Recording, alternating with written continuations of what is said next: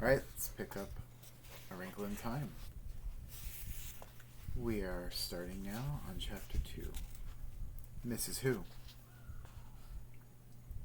When Meg woke, in the jangling of her alarm clock, the wind was still blowing, but the sun was shining. The worst of the storm was over. She sat up in bed, shaking her head to clear it.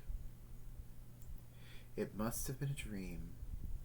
She'd been frightened by the storm and worried about the tramp, so she just dreamed about going down to the kitchen and seeing Mrs. Whatsit and having her mother get all frightened and upset by that word. What was it? Test something. She dressed hurriedly, picked up the kitten still curled up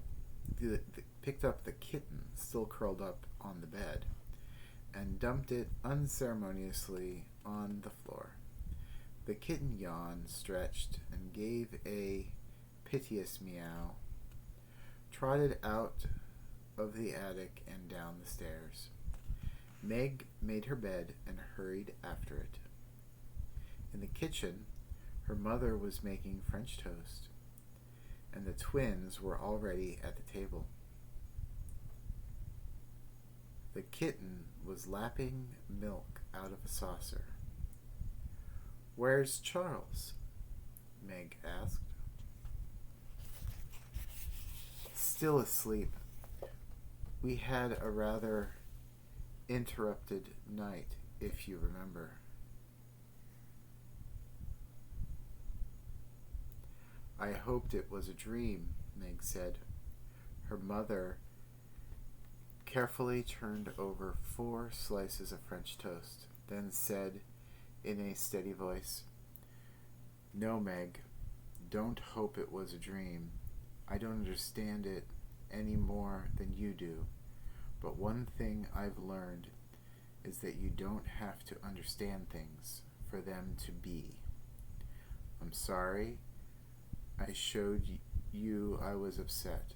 Your father and I used to have a joke about tesseract." "What is a tesseract?" Meg asked. "It's a concept." Mrs. Murray handed the twins the syrup. "I'll try to explain it to you later. There isn't time before school." I don't see why you didn't wake us up," Denny said. "It's a jip. I missed out on all the fun. You'll be a lot more awake in school today than I will." Meg took her French toast to the table. "Who cares?" Sandy said. "If you're going to let old tramps come into the house in the middle of the night, Mother, you ought to have Den and me around to protect you. After all, Father would expect us to." Denny added. "We know you have a great mind and all, Mother," Sandy said, "but you don't have much sense. And certainly Meg and Charles don't. I know, we're morons." Meg was bitter.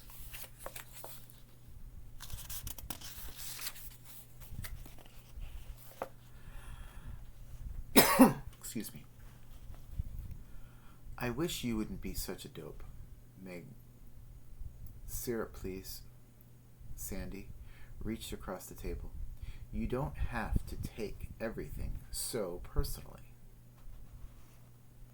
Use a happy medium, for heaven's sake. You just goof around in school and look out the window and don't pay any attention. You just make things harder for yourself." Denny said, "And Charles Wallace is going to have an awful time next year when he starts school. We know he's bright, but he's so funny when he's around other people, and they're so used to things thinking he's dumb. I don't know what's going to happen to him, Sandy, and I'll sock anybody who picks on him, but that's about all we can do. Let's not worry about next year till we get through this one, Mrs. Murray said. More French toast, boys? At school, Meg was tired and her eyelids sagged and her mind wandered. In social studies, she was asked to name the principal imports and exports of Nicaragua.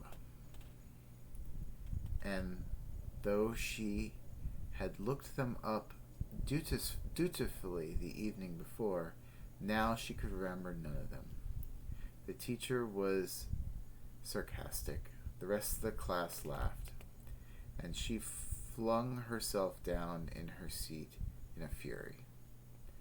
Who cares about the imports and exports of Nicaragua, anyhow? She muttered. If you're going to be rude, Margaret, you may leave the room, the teacher said. Okay, I will. Meg flounced out. Oh boy.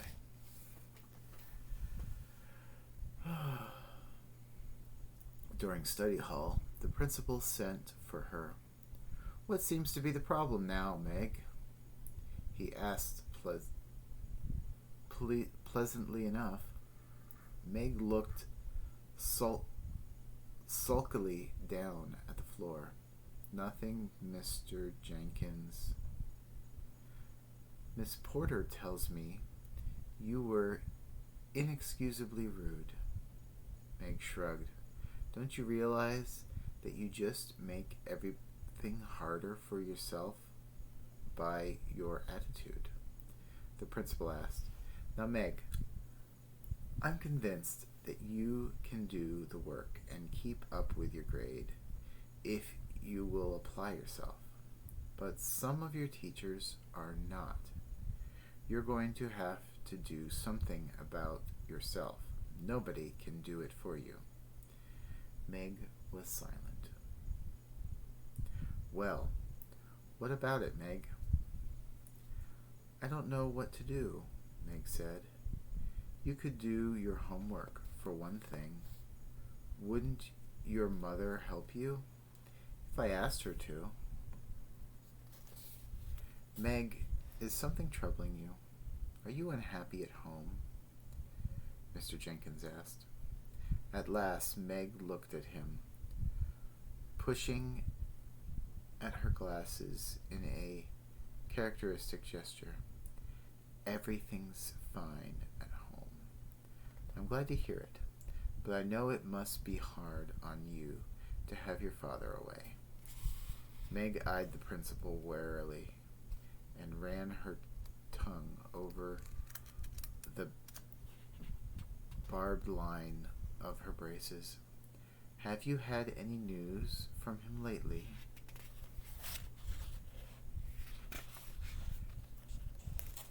Meg was sure it was not only imagination that made her feel that behind Mr. Jenkins' surface concern was a gleam of avid curiosity. Wouldn't he like to know? She thought, and if I knew anything, he's the last person I'd tell. Well, one of the last. The postmistress must know that it was almost a year now since the last letter, and heaven knows how many people she'd told, or what unkind gesture she'd made about the reason for the long silence.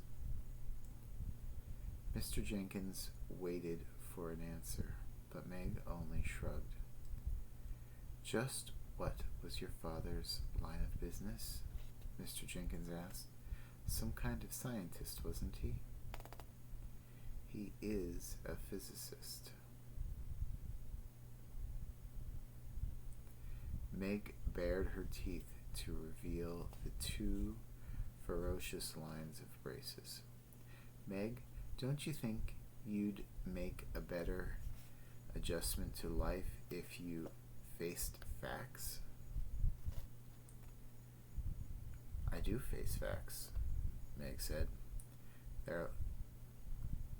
They're lots easier to face than people, I can tell you. Then why don't you face facts about your father? You leave my father out of it, Meg shouted. Stop bellowing, Mr. Jenkins said sharply. Do you want the entire school to hear you? So what? Meg demanded. I'm not ashamed of anything. I'm saying, are you? Mr. Jenkins sighed. Do you enjoy being the most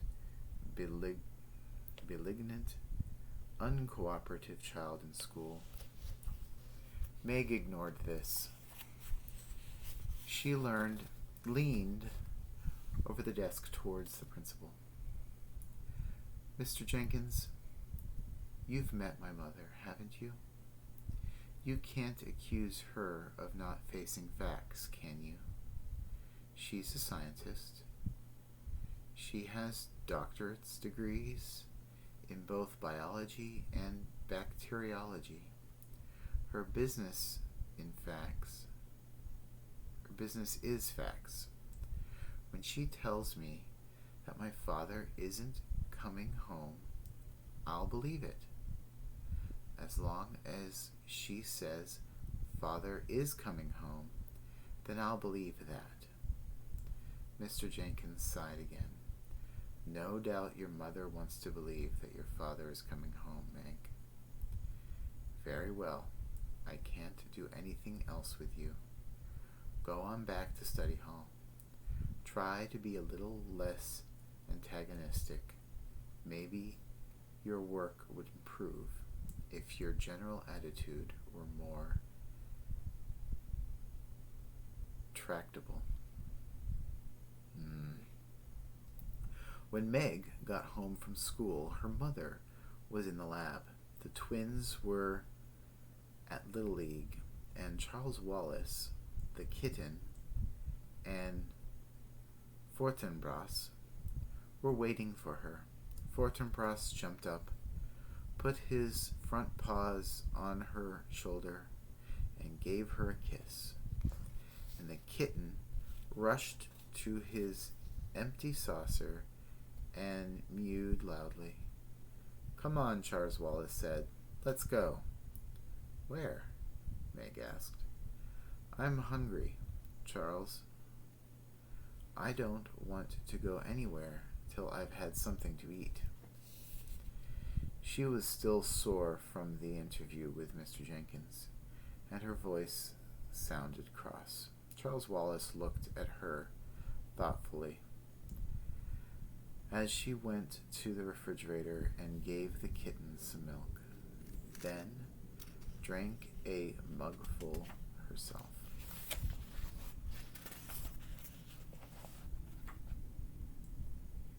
He handed her a paper bag. Here's a sandwich and some cookies and an apple. I thought we'd better go see Mrs. Watson. Oh, golly, Meg said. Why, Charles? You're still uneasy about her, aren't you? Charles asked. Well, yes. Don't be. She's all right, I promise you. She's on our side. How do you know? Meg, he said impatiently. I know.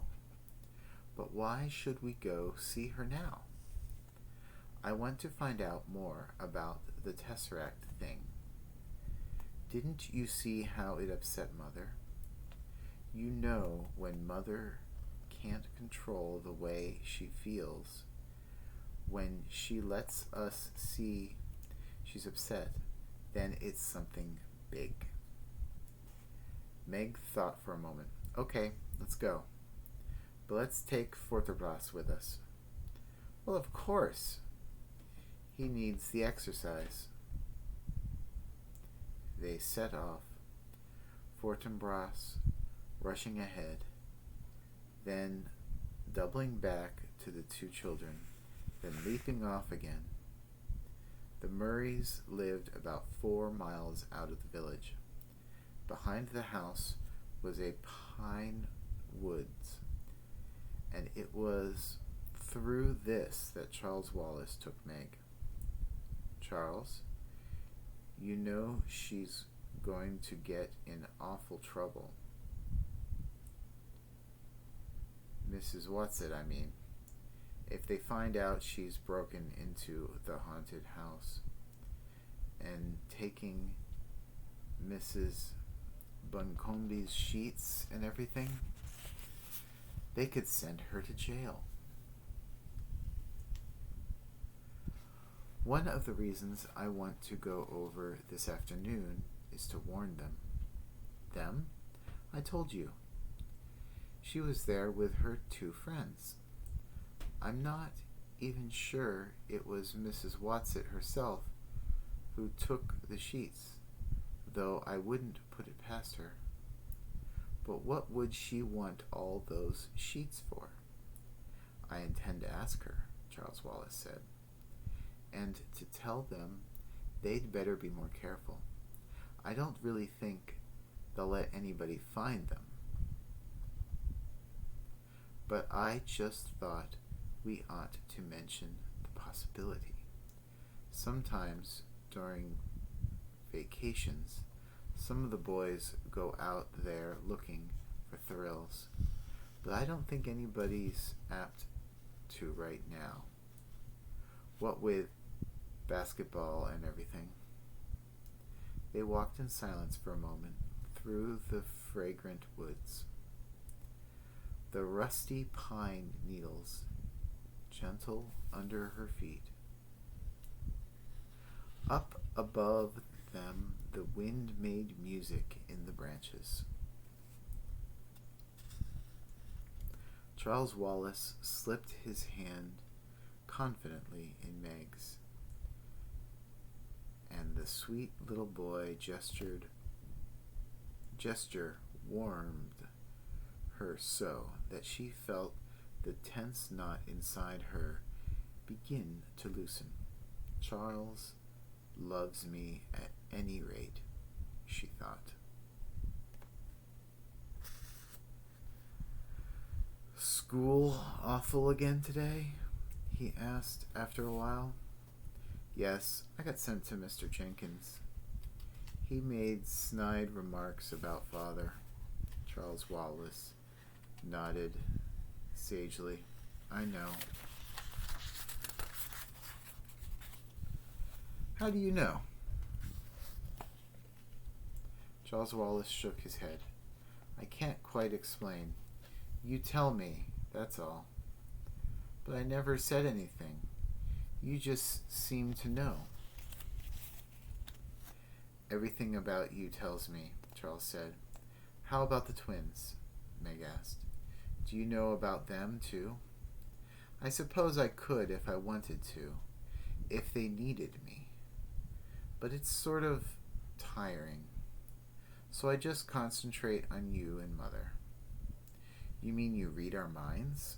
Charles Wallace looked troubled. I don't think it's that. It's being able to understand a sort of language.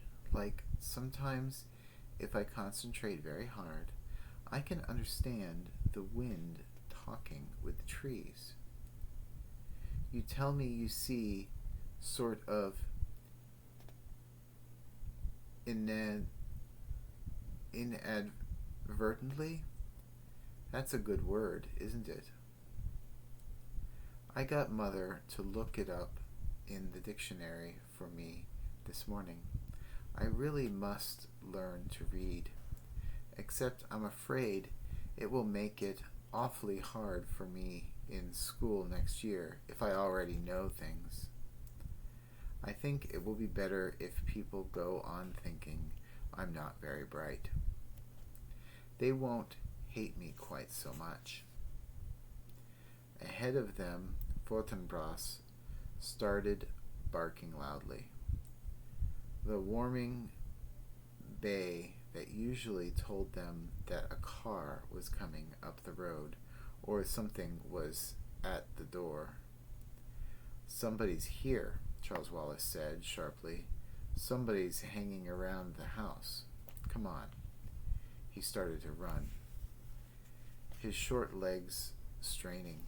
At the edge of the woods, Fortinbras stood in front of a boy, barking furiously. As they came panting up, the boy said, "For crying out loud, call off your dog." "Who is he?" Charles Wallace asked Meg. "Calvin O'Keefe. He's in regional, but he's older than I am.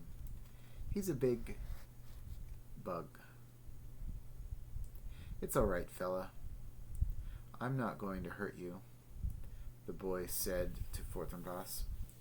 "Sit, Fort," Charles Wallace commanded, and Fortinbras dropped to his haunches in front of the boy, a low growl still pulsing in his dark throat. "Okay." Charles Wallace put his hand on his hips. "Now tell us what you're doing here." "I might ask you the same thing," the boy said with some indignation. "Aren't you two the Murray kids? This isn't your property, is it?" He started to move, but Fortinbras's growl grew louder, and he stopped. "Tell me about him, Meg," Charles Wallace demanded. "What would I know about him?" Meg asked. "He's a couple of grades above me, and he's on the basketball team." "Just because I'm tall," Calvin sounded a little embarrassed. Tall he certainly was, and skinny. His bony wrists stuck out of the sleeves of his blue sweater. His worn corduroy trousers were 3 inches too short. He had orange hair that needed cutting, and the appropriate freckles to go with it. His eyes were an oddly bright blue. "Tell us what you're doing here," Charles Wallace said. "What is this? The 3rd degree? Aren't you the one who's supposed to be the moron?" Meg flushed with rage, but Charles Wallace answered placidly, "That's right. If you want me to call my dog off, you'd better give." "Most peculiar moron I've ever met," Calvin said. "I just came to get away from my family." Charles Wallace nodded. "What kind of family?" "They all have runny noses. I'm 3rd from the top of the 11 kids. I'm a sport." At that, Charles Wallace grinned widely. "So am I." "I don't mean like in baseball," Calvin said. "Neither do I. I mean like in biology," Calvin said suspiciously. "A change in gene," Charles Wallace quoted, "resulting in the appearance of the offspring of a character which is not present in the parents, but which is potentially transmitted to its offspring." "What gives around here?" Calvin asked. "I was told you couldn't talk." Thinking I'm a moron gives people something to feel smug about, Charles Wallace said. Why should I disillusion them? How old are you, Cal? 14. What grade? Junior. 11th. I'm bright. Listen, did anybody ask you to come here this afternoon? Charles Wallace, holding Fort by the collar, looked at Calvin suspiciously. What do you mean, asked? Calvin shrugged. You still don't trust me, do you? I don't distrust you, Charles Wallace said.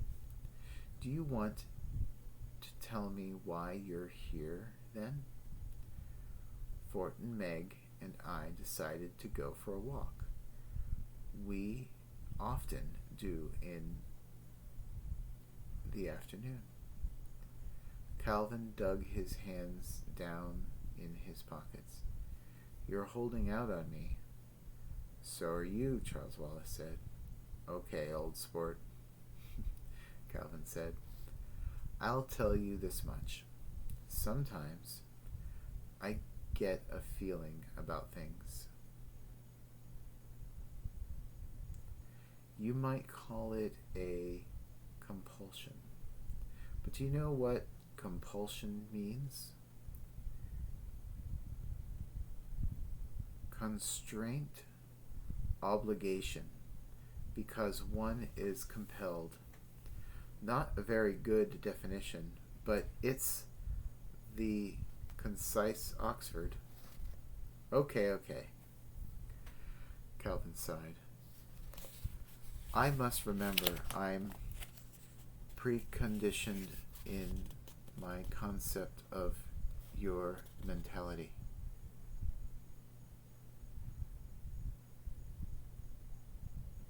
Meg sat down on the coarse grass at the edge of the woods. Fort gently twisted his collar out of Charles Wallace's hands and came over to Meg, lying down beside her and putting his head in her lap. Calvin tried now politely to direct his words towards Meg as well as Charles Wallace. When I get this feeling, this compulsion, I always do what it tells me. I can't explain where it comes from or how I get it. And it doesn't happen very often. But I obey it. And this afternoon, I had a feeling that I must come over to the haunted house. That's all I know, kid. I'm not holding anything back. Maybe it's because I'm supposed to meet you. You tell me. Charles Wells looked at Calvin probingly for a moment.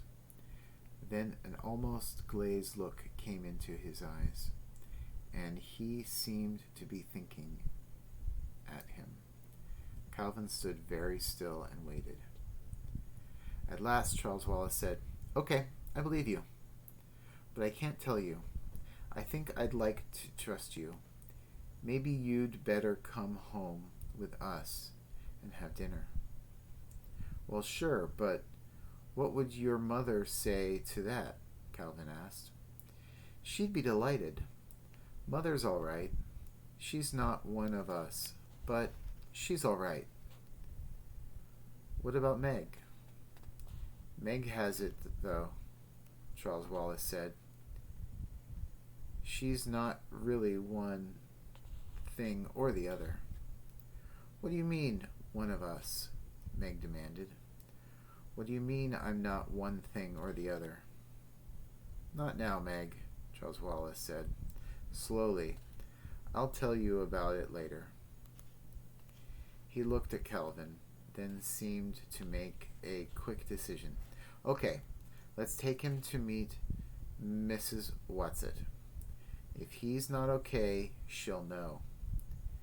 He started off on his short legs towards the dilapidated old house. The haunted house was half in the shadows of the clump of elms in which it stood. The elms were almost bare now, and the ground around the house was yellow with damp leaves. The late afternoon light had a greenish cast, which the blank windows reflected in a sinister way. An unhinged shutter thumped. Something else creaked.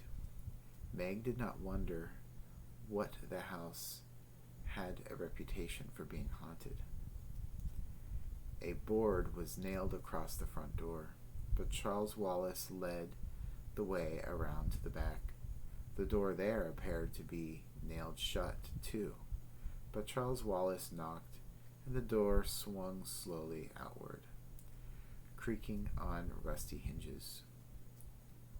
Up in one of the elms, an old black crow gave its raucous cry, and the woodpecker went into a wild rat-a-tat-tat.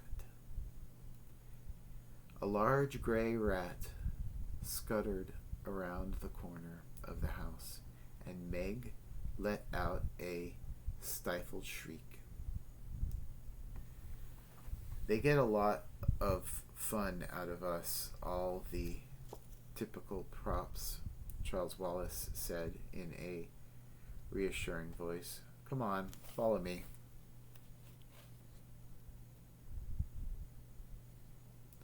Calvin put a strong hand to Meg's elbow, and Fort pressed against her leg. Happiness at their concern was so strong in her that her panic fled, and she followed Charles Wallace into the dark recesses of the house without fear. They entered into a sort of kitchen. There was a huge fireplace with a big black pot hanging over a merry fire. Why had there been no smoke visible from the chimney? Something in the pot was bubbling, and it smelled more like one of Mrs. Murray's chemical messes than something to eat. In a dilapidated Boston rocker sat a plump little woman.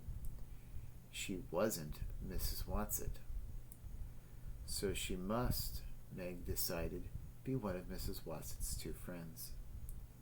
She wore enormous spectacles, twice as thick and twice as large as Meg's, and she was sewing busily with rapid, jabbing stitches on a sheet. Several other sheets lay on the dusty floor. Charles Wallace went up to her. I really don't think you ought to have taken Mrs. Buncombe's sheets without consulting me, he said, as cross and bossy as only a very small boy can be.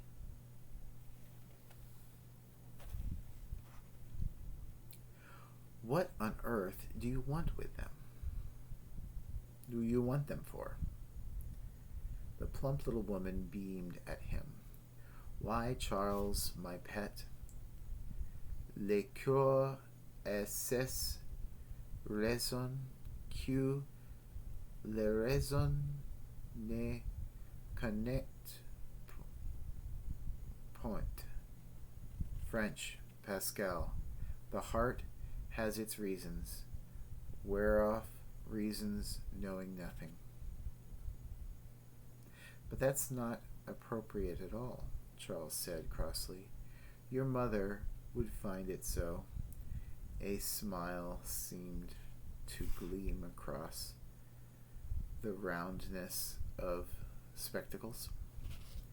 I'm not talking about my mother's feelings about my father, Charles Wallace scolded.